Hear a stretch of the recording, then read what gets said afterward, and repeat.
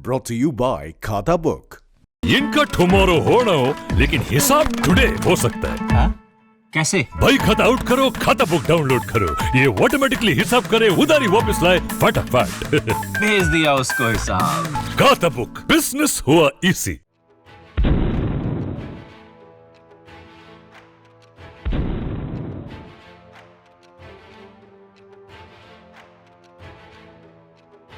ईसाई बहुल अर्मीनिया और मुस्लिम बहुल अजरबैजान की लड़ाई ने बड़े अंतर्राष्ट्रीय समीकरणों को बदल कर रख दिया है। नागोर्नो काराबाख के लिए हो रहे इस युद्ध से तुर्की और इजराइल एक खेमे में आ गए हैं और मिलकर तबाही मचा रहे हैं। तुर्की खुलकर अजरबैजान के साथ है तो इजराइल के हथियार और ड्रोन्स युद्ध के मैदान में अर्मीनिया के लिए घातक साबित हो रहे हैं। नागोर्नो काराबाख इलाके पर अपना कब्जा अजरबैजान और अर्मीनिया दोनों ही चाहते हैं, लेकिन फिलहाल अर्मीनिया और उसका खेमा बदलते समीकरणों के चलते बैकफुट पर आ गए हैं। इस युद्ध में शायद इजराइल ही वो अहम कड़ी है जिसने रूस, अमेरिका और फ्रांस जैसी बड़ी ताकतों को भी अर्मीनिया के लिए खुलकर आगे आने से रोक रखा है। तुर्की और अजरबैजान के बीच गहरे सांस्कृतिक और ऐतिहासिक रिश्ते रहे हैं। अजरबैजान में भी तुर्क हैं और दोनों के बीच जातीय और भाषीय समानता बहुत ज्यादा है। इसके अलावा तुर्की पहला ऐसा देश था जिसने सोवियत संघ के पतन के बाद साल 1991 में स्वतंत्र अजरबैजान को मान्यता दी थी। तेल से समृद्ध अजरबैजान तुर्की के लिए ऊर्जा संसाधनों के नजरिए से भी काफी अहमियत रखता है। तुर्की में अजरबैजान का काफी निवेश भी है। तो वहीं इजराइल के लिए अजरबैजान इसलिए अहम है क्योंकि उसे पहली बार किसी मुस्लिम बहुल देश ने मान्यता दी थी, तो वो अजरबैजान था।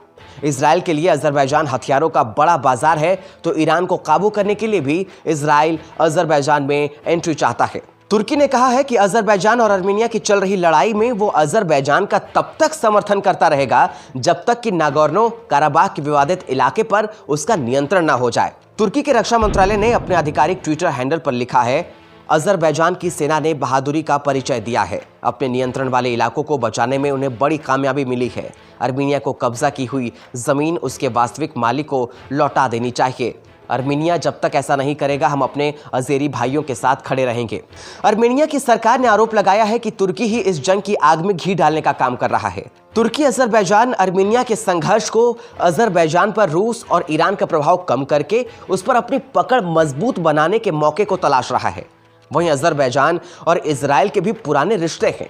अजरबैजान में सोवियत संघ के बाद से मची उथल पुथल के बीच इजराइल हमेशा उसके साथ रहा है और दोनों देशों के बीच कूटनीतिक से लेकर व्यापारिक संबंध भी रहे हैं।